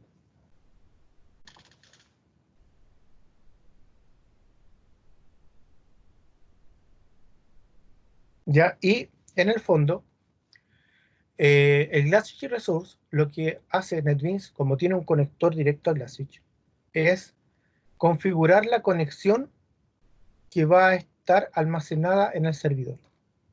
¿Ya? Por supuesto, para entornos de prueba como los que estamos haciendo nosotros, esa conexión es temporal, o sea, existe mientras esté levantado NetBeans. ¿Ya? Pero para entornos profesionales, Glassfish levantado como corresponde en un servidor que deba ser, esto se maneja en este lugar, JDBC. Y aquí tenemos el JDBC Resource y el JDBC Connection Pool.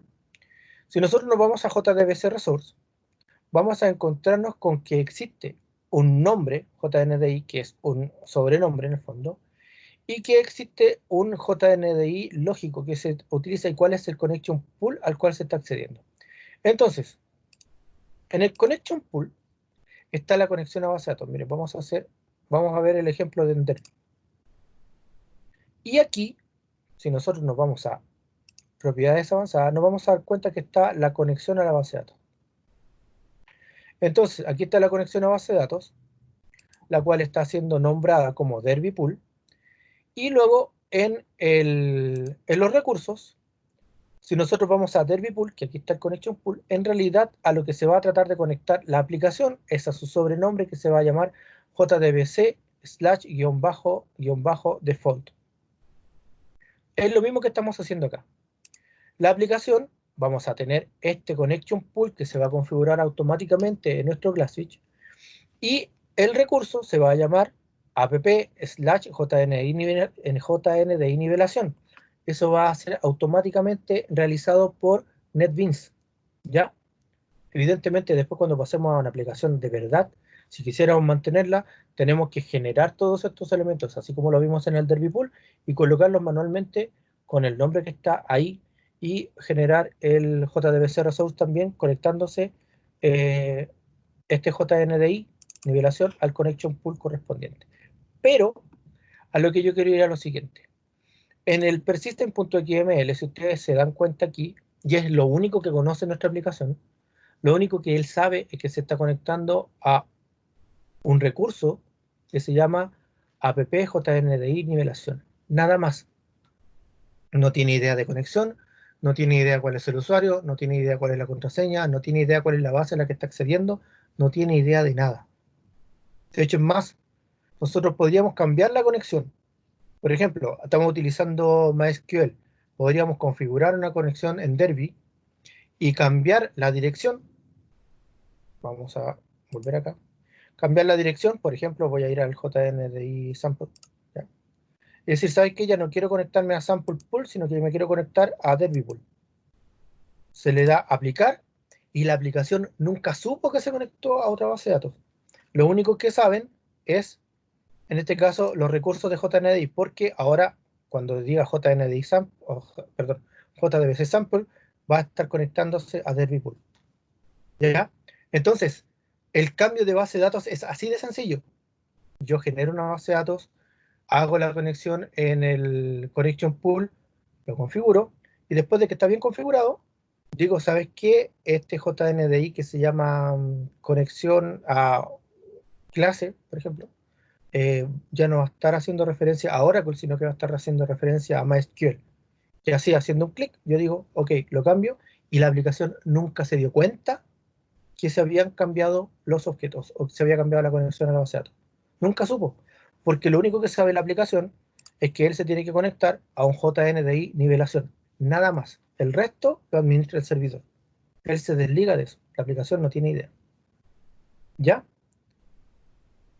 Y por lo mismo, como la aplicación no tiene idea, uno tiene que tener un pequeño, quizás algunas consideraciones al realizar estas conexiones. Como por ejemplo la estrategia de la generación de las tablas. Aquí tenemos tres estrategias. La primera, ninguno, que es la que tenemos asociada en este momento, y eso es cuando nosotros sabemos que las tablas están creadas en nuestra base de datos, y por lo tanto, solo tenemos que usarla. Luego está eliminar y crear, para cuando nosotros pensamos o estamos en entornos de prueba, y decimos, ok, quiero que esto sea reiniciado desde el principio, entonces se van a eliminar todas las tablas y se van a construir de acuerdo a la configuración que yo tenga en mis entidades. Por eso es importante que las entidades estén mapeadas y que tengan las etiquetas que representan cada uno de los elementos de cada entidad. ¿Ya? El ID, la columna en la que se está haciendo referencia, la tabla en la que se está haciendo referencia. ¿Por qué? Porque esa estructuración después puede ser utilizada para poder generar las tablas si es que no existieran o si fueran eliminadas por la aplicación. Y por supuesto está el crear, que es, si es que existen las tablas, las voy a dejar como están, y si es que no existen, las voy a crear, de acuerdo a la configuración de nuestras entidades. ¿Ya? Así funciona. Pero la aplicación como tal no tiene idea realmente de qué es lo que se está haciendo. ¿Por qué? Porque cuando se conecta en Comuna Facade, lo único que sabe es que el contexto de persistencia está descrito en el proyecto de nivelación PU. ¿Y qué es lo que es el proyecto de nivelación PU? Es la unidad de persistencia descrita en persistent.xml. ¿Ya? Entonces, despliegate general. Fíjense que dice nombre, unidad de persistencia. proyecto de nivelación PEU. Y si yo voy a comuna facade, dice el contexto de persistencia al que me estoy conectando es proyecto de nivelación PEU. Es lo único que sabe. Y ya sabemos que proyecto de nivelación PEU lo único que le dice es conéctate a un sobrenombre, un JNDI, que se llama proyecto de nivelación. Base proyecto de nivelación, o sea, proyecto de nivelación, sí, tal cual. JNDI proyecto de nivelación. Pero él no sabe ni la base de datos, no sabe cuál es el puerto que se tiene que conectar, no sabe cuál es el usuario que tiene que acceder, nada. Simple y sencillamente dice, tengo que conectarme a esta parte que me están diciendo. ¿Ya? Así que ojo, la aplicación realmente no sabe qué es lo que está o dónde se está conectando. ¿Ya? Ya, miren, si ustedes ponen atención en este objeto facade, podemos darnos cuenta que este objeto facade es un elemento stateless. ¿Ya? ¿Qué significa eso? Significa que es un Enterprise Java Bean que es sin estado o con estado perdido. ¿Por qué? Porque existe el stateful, el stateless, el singleton, el local, el remote, etc. Y todo va a depender de cuál sea la arquitectura que yo necesite para realizar ciertos elementos. En este caso, el stateless levanta todas las instancias de objetos que sean necesarias para poder realizar las operaciones que se solicitan de la manera más rápida posible. El singleton, por otra parte, lo que me permite es realizar una instancia de objeto por las solicitudes. O sea, si yo tengo 1000 solicitudes, una única instancia de objeto va a ser la encargada de resolver esas 1000 solicitudes. En cambio, aquí en el stateless, cuando yo tengo 1000 solicitudes, lo más probable es que levante 1000 instancias de objeto para que se hagan cargo de las 1000 solicitudes. Es más rápido que el singleton, sin lugar a dudas. ¿Ya? Pero el servidor no tiene conocimiento de cuántos elementos hay ni nada por el estilo, porque como su nombre lo dice, es stateless, o sea, es un con estado perdido, no se está informando cómo se realiza. El stateful, por otra parte, sí, ahí se informa, se sabe y se tiene todo el conocimiento de cómo se está realizando, pero casi nunca lo vamos a usar, ¿ya? Siempre vamos a utilizar o singleton o stateless, ¿ya? En este caso vamos a utilizar stateless porque evidentemente así se hace más rápido la operación con la base de datos, ¿ya? Entonces, se define que es un Enterprise Java Bean stateless, se coloca el arroba stateless arriba del public class y eso, al igual que el entity del objeto entidad, indica que la próxima clase es una entidad. Y ojo, y aquí queda total y absolutamente claro, es una clase, por lo tanto, yo puedo hacer una extensión, como en este caso puedo hacer herencia, y puedo hacer implementación de interfaces también. ¿Ya? Por lo tanto, puedo utilizar el implements para colocar una implementación de interfaz. Porque es una clase. Si la única diferencia es que va a ser tratado su puntero de memoria de una manera distinta. ¿Ya? Y por lo mismo, yo el objeto o el constructor que voy a utilizar en este elemento siempre va a ser el constructor vacío. ¿Por qué? Porque si yo no coloco ningún constructor, va a generarse un constructor vacío por defecto. Y ese constructor vacío va a ser el utilizado para poder establecer el puntero de memoria. Y en este otro caso, si es que existiera, como en este caso de acá, el constructor va a ser también un constructor vacío. Siempre que yo esté hablando de un Enterprise Java Bean, ya sea stateless, ya sea singleton, ya sea stateful, lo que sea, debo utilizar única y exclusivamente el constructor vacío. No puedo tener sobrecargas. ¿Por qué? Porque como se realiza la instanciación del objeto de manera automática, esta instanciación tiene que ser hecha con el elemento por defecto que existe en programación, que es el constructor vacío. ¿Ya? Eso de repente es lo más difícil de entender del Enterprise Java Bean, ¿ya? Pero siempre se utiliza constructor vacío, básicamente. Por lo tanto, si ustedes quieren colocar valores por defecto, tiene que ser por medio de constructor vacío, ¿ya? Entonces, tenemos el facade comuna. El facade comuna define el Entity Manager, ¿ya? Con la unidad de persistencia correspondiente. Realiza el Get Entity Manager. ¿Por qué realiza el Get Entity Manager? Porque recuerden lo que les dije, cuando estamos hablando de herencia, el código de la clase padre es traída a la clase hijo, y en el código de la clase padre todos los elementos están utilizando el Get Entity Manager, ¿ya? Y por lo tanto, como están utilizando el Get Entity Manager, este elemento tiene que existir en Comuna Facade para poder ser manipulados todos los elementos que existen ya escritos en el Abstract Facade, ¿ya? Pero siempre para la creación se va a estar utilizando el persist, para la edición se va a estar utilizando el merge, para la eliminación se va a estar utilizando el remove, y para encontrar un objeto se va a estar utilizando el find, ¿ya? por lo menos cuando se utiliza JPA, de esta forma automática, porque yo les dije que lo íbamos a hacer de manera manual, y nos quedan 10 minutos, lamentablemente, pero lo vamos a hacer, ¿ya? Y realizar un elemento de conexión, que en este caso vamos a llamar DTO persona, ¿ya? Así vamos a llamar a ese objeto, DTO persona, ¿ya?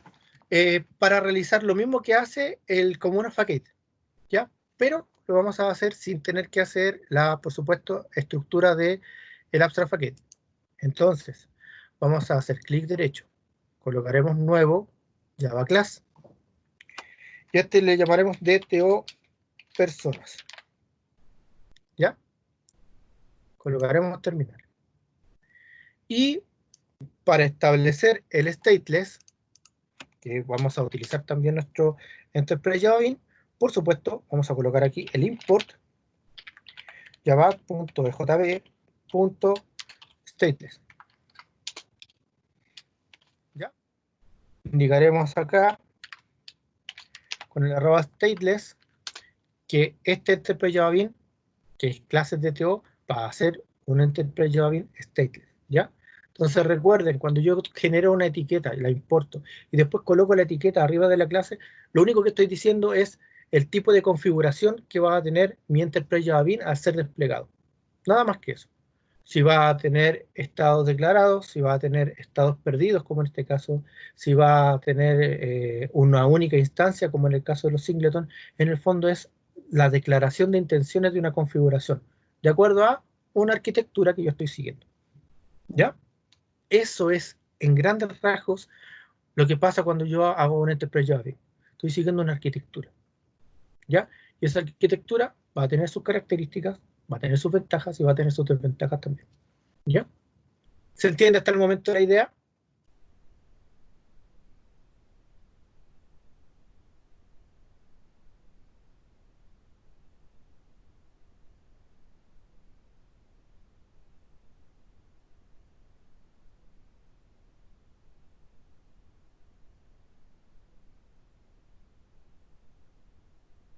Eduardo dice que sí.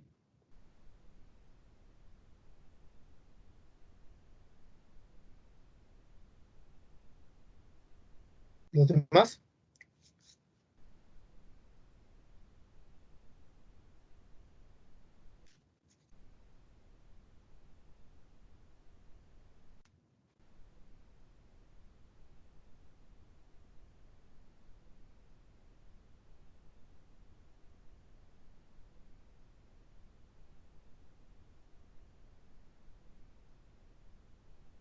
Parece que se les cortó la luz a todos. Ya miren, vamos a hacer los últimos movimientos que tiene el DTO persona. Si se entiende la idea, profe. La Connie dice si se va entendiendo. Perfecto. Francisco dice, profe, el manual varía mucho que el automático, es exactamente lo mismo. Vamos a hacer uno manual ahora, ¿ya? Es básicamente lo mismo. La única diferencia es que los elementos los voy a manejar yo automáticamente, por mi parte, ¿ya? Entonces, miren, lo único que nosotros tenemos que tener en cuenta para realizar un manual es este elemento, el Persistent Context con el Entity Manager. El Entity Manager se crea a partir de la unidad de persistencia y el Entity Manager es el que realiza todas las operaciones en la base de datos. La inserción, la actualización, la eliminación, todo. ¿Ya? Entonces, vamos a colocar aquí arriba, en nuestro derecho vamos a copiarlo después directamente, pero esto se utiliza a partir de javac.persistence y este se llama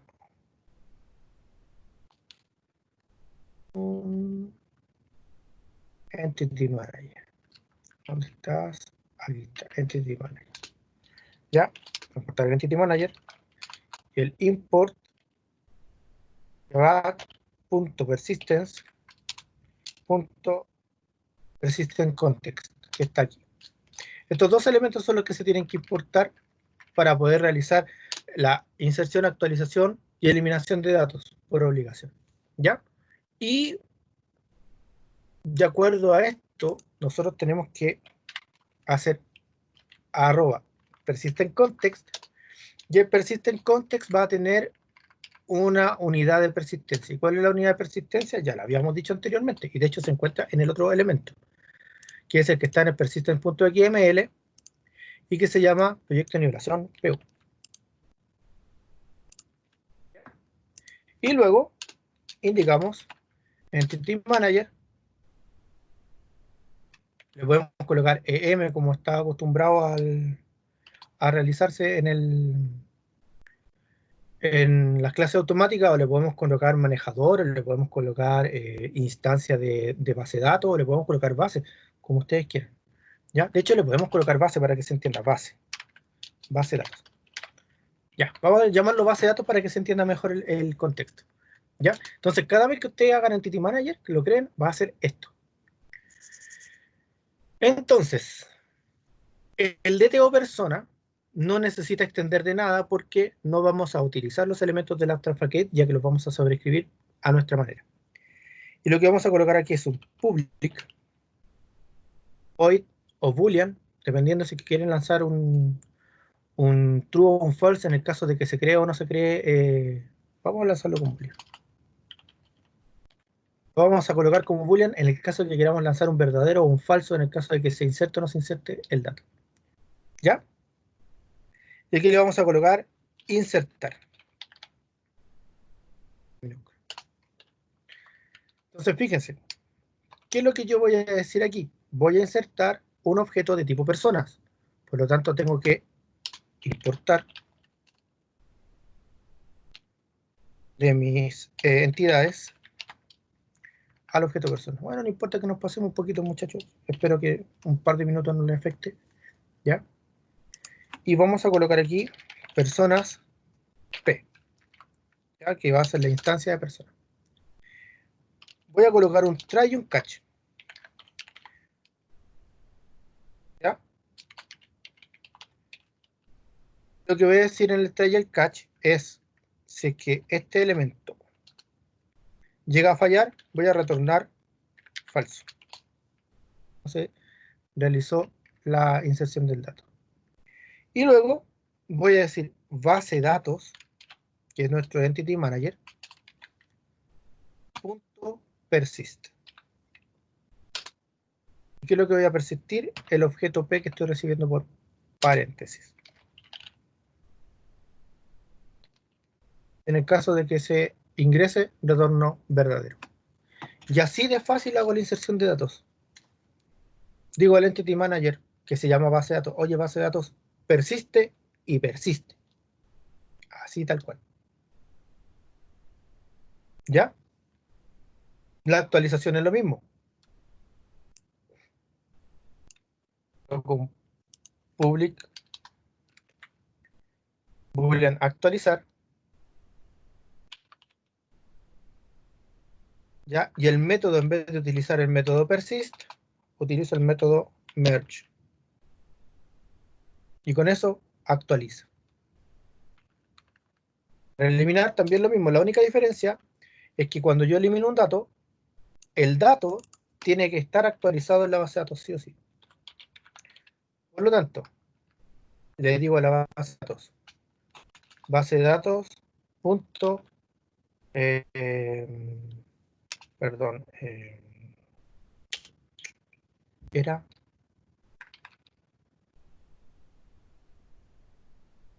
merge, refresh, remove. Se me había olvidado el método. Pero antes de ejecutar el remove, yo le tengo que decir base de datos, pero por favor actualízame el dato. Merge. Entonces digo, actualízame el dato P y después de que lo tengas actualizado, por favor remuévelo. Es importante entender que estos elementos, aquí voy a colocar aquí un elemento, aquí un punto para que lo podamos ver.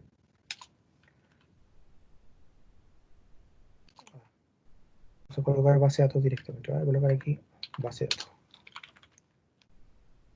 Punto. Estos elementos que están aquí, el merge, el remove, ¿ya? Fíjense que lo que devuelven es un objeto. Y es un objeto de tipo Dito. por decirlo de alguna manera. Por lo tanto, en el fondo lo que me están retornando es un objeto de tipo entidad. Entonces, cuando yo hago el merge dentro del remove, lo que estoy diciendo es actualizo el objeto P y devuelvo el objeto P actualizado. Por lo tanto, me estoy devolviendo un objeto entidad. Y ese objeto entidad actualizado es el que tengo que remover de la base de datos. ¿Ya? Lo mismo pasa con aquí el merge.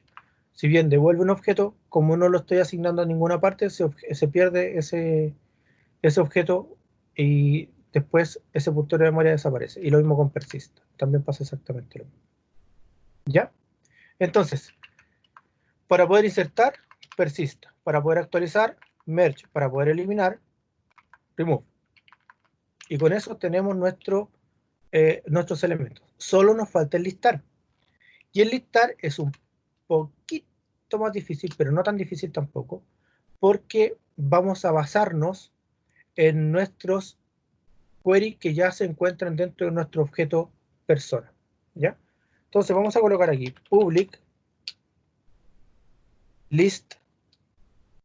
Vamos a hacer una lista de personas. ¿Ya? Por supuesto, tenemos que importar el elemento lista para poder realizarlo. Y que va a ser lista personas. O lista personas, como ustedes quieren llamarlo. Y esta lista, por supuesto, tenemos que importar un par de cosas. Primero, java.util.list, ¿ya? Para poder manejar las listas. Luego, java.persistence.query para poder hacer una consulta. Son las únicas dos cosas que necesitamos, ¿ya? Entonces, volvemos aquí abajito y para el listar decimos, voy a ejecutar una query, crear una query que se va a llamar consulta, y esta consulta la voy a crear a partir de un named query. ¿Dónde lo saco? De la base de datos. Base de datos punto crea un named query. ¿A partir de quién? A partir de, y doble comillas, porque recuerden que el nombre es con una string, personas punto find all. A partir de ese named query que yo tengo acá, voy a hacer la búsqueda de todos los elementos de personas que existan en la base de datos. ¿Ya? Y luego lo único que tengo que decir es return consulta punto get result list, o sea, muéstrame la lista de resultados. Y ahí está mi elemento para buscar personas, ¿ya? Si se dan cuenta, no es tan complicado. Es simple y sencillamente poder saber dónde se encuentra cada elemento y llamarlo a medida que lo vamos necesitando. Y todas las cosas se hacen por medio de el Entity Manager, que en este caso está renombrado como base de datos. Entonces yo le digo base de datos, persiste el dato. Base de datos, hace un merge del dato, o sea, actualízalo. Base de datos, por favor, remueve el dato. ¿Ya? Base de datos, por favor, crea un named query y ejecutémoslo para obtener la consulta. Y así sucesivamente. ¿Se entiende, muchachos?